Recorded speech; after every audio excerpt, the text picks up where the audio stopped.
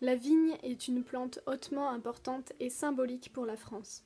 Pourtant, on en sait souvent peu de choses. C'est vrai après tout, la vigne nous offre du raisin, du vin, mais c'est aussi une plante médicinale.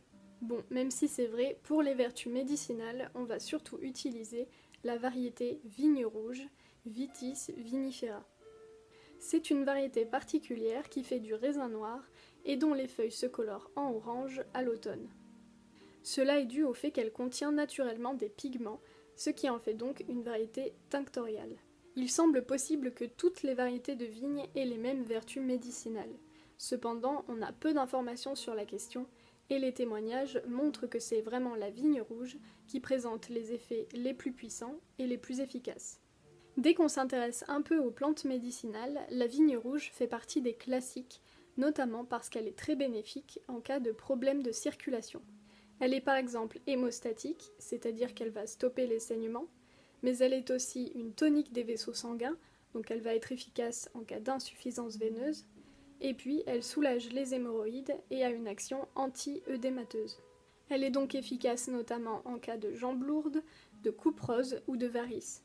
Fait moins connu, elle est également vulnéraire, c'est-à-dire qu'elle va accélérer la guérison des plaies et blessures, mais elle est également utilisée en gargarisme contre les inflammations de la gencive ou encore contre les angines, et ce notamment parce qu'elle est très riche en tanins.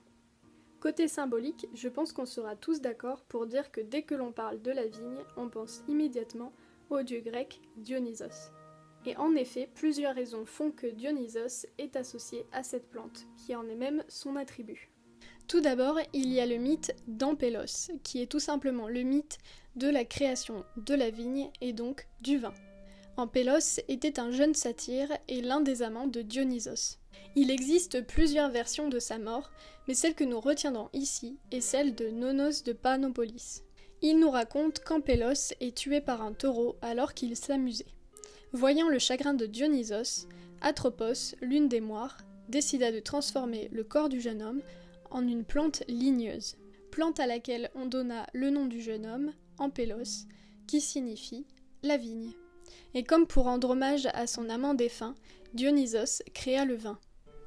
Ressemblant au sang d'Ampélos et aux vertus enivrantes, le vin était une manière de ramener son compagnon à la vie d'une manière quasi divine. La vigne est alors une plante à double tranchant, car elle symbolise à la fois le bonheur, la joie partagée, mais aussi le plaisir et la démesure.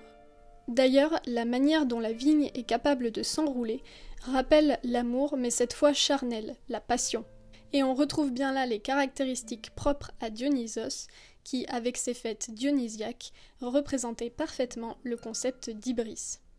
Il est aussi intéressant de soulever le fait que chez les Grecs, et en particulier avec le personnage de Dionysos, la vigne est associée au lierre, une autre plante du lien. La vigne et le lierre fonctionnent alors comme un duo, des jumeaux mais opposés. En effet, si la vigne produit le vin qui permet aux hommes de s'enivrer, on considérait alors que le lierre permettait de lutter contre les effets de l'enivrement. C'est pour cela que bien souvent, on retrouve Dionysos et même une partie de sa joyeuse équipe coiffée d'une couronne de lierre. Nous en reparlerons dans une autre vidéo, mais vous le verrez, le lierre était alors utilisé contre la migraine. La vigne et le lierre semblent donc former un duo indissociable et qui s'équilibre parfaitement. D'ailleurs, on retrouve une confusion entre les deux dans le mythe de Tristan et Iseux. En effet, suite à leur fin tragique, on raconte qu'une plante reliait leurs deux tombeaux, rappelant ainsi que leur amour était éternel. Et suivant les versions, il s'agit soit d'un pied de vigne, soit du lierre. Enfin, on raconte qu'il était coutume au Moyen-Âge de voir sur les enseignes des tavernes, comme signe distinctif, du lierre, ce qui signifiait que dans l'établissement, on vendait du vin.